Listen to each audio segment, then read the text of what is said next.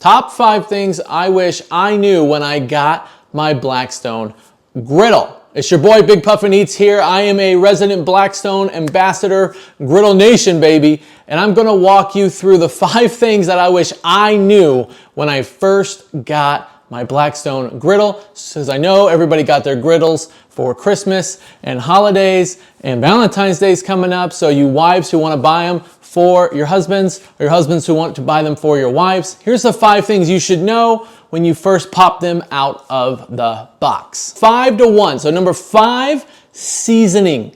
You want to make sure you season your griddle. And here's some little tidbits. Do not season your griddle with bacon grease. Use the Blackstone Season Conditioner. It works wonders. I've done it on all my Blackstones, my 36-inch, my 28-inch. It works great. But here's the tip.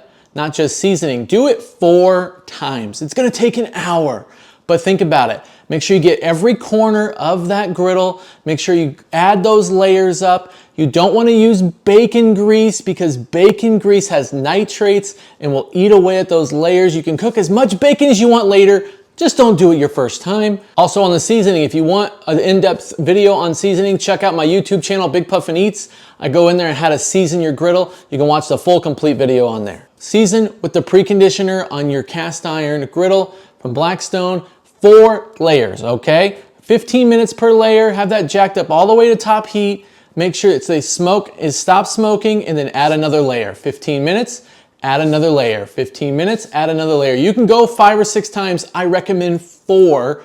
I didn't do this the first time on my first griddle. Didn't work out as well and I had to start over. So make sure, tip number 5, do that. Number 4, propane. Okay, you're excited. It's out of the box. It's put together. You got it seasoned, but you only have 1 propane bottle because nobody thinks about buying multiple. You need multiple, and I'll tell you why. Here's what happened to me. I'm in the middle of my cook. I only got 1 propane bottle. I didn't think to check if I was almost out of propane. We're halfway through the cook. I got my friends, I got my family over. We're gonna have this big cook. Everybody's excited. And then I run out of flame. Don't let this be you. I had to be the guy who put his head down and walk to the car and go get a propane bottle in the middle of your cook and then restart cooking. And it just makes it for an uncomfortable evening. People will tease you. Your family will give you a hard time. 2 bottles, at least 2. Tip number 3, as we're counting down for what you should know about owning your first Blackstone griddle. Zones. Okay, I have a 3 burner. You might have a 2 burner. It doesn't matter how many burners you have. You want to learn the hot and cold zones because you don't want to overcook your food. You don't want to undercook your food. You can go ahead and do this a couple different ways. I love the toast test. If you don't know what that is, like I said, check out my YouTube video on it. It's a lot of fun. If you want to skip the toast test, buy infrared thermometer. This thing works wonders. I know what you're thinking. You're like, Puff, the center of my griddle is going to be the hottest. It's not going to be the hottest, because you have 3 different zones. It tries to spread evenly and distribute evenly, but it doesn't do it perfectly. So some edges will be cooler than others. This thermometer, I'm telling you, you put it down on there, 500 degrees, 505, 500, 400. You just learn the zones. I wish I knew this when I first started out because I'm like, why is this not cooking right? Why is this going slower? Why is this going faster? Why did I burn this? A lot of questions that you're probably asking yourself today that you could have solved if you knew your zones. It's okay, we all start somewhere. Get an infrared thermometer. Blackstone sells an amazing one. Again, check the link in my Amazon store. You can go ahead and purchase it there. I got all my stuff there if you want to take a look what I use. It helps me do all my cooks. All right, we're at number 2, cleaning. Now let me walk you through this. You're doing your cook, everything's good. You're going to sit down to eat your food and you're like, oh, I didn't clean the griddle. What should I do? A lot of people go ahead and just shut the lid. That's what I did, and I'll clean it on my next cook. Wrong. That is wrong. Here's what you want to do. Don't be lazy like I was in the beginning. Eat your food, enjoy it with your friends and family. That's what food is supposed to be there for. Then go back out. Your griddle will still be warm. Turn the griddle on a little bit more, like low heat, medium heat. Let it warm up. It'll get those food cooked a little bit and start scraping it and clean it then. Clean it after every cook.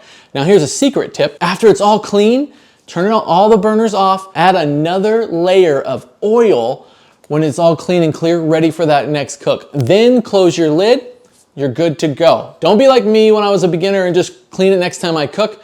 Get back off that chair, get out of your dining room, get out of your sofa, walk back out there, clean it, It'll be so much easier, and add that extra layer of oil after you're done cleaning it so you're prepared for your next cook and you get another layer. That's all we're doing, guys, is building layers upon layers of cook on top of your griddle. Cleaning it after you've eaten, I know that seems basic, but it's easy to fall in the habit of not doing. Tip number one, the one tip I wish I knew before I got my Blackstone griddle, and now I know now, is hey, you are going to burn your food. You will, it's just gonna happen. Don't get down. Here's the thing, you gotta learn that griddle, that heat. So here's the pro tip on this. Anything you cook in the beginning, start with low heat and then work up to higher heat temperatures as you learn your griddle. It's simple math. It's easy to raise the heat on your griddle, then take it away on your griddle. Because what are you gonna do? Throw a bunch of ice in there to cool your griddle off? You can always make it hotter. It's harder to make it colder.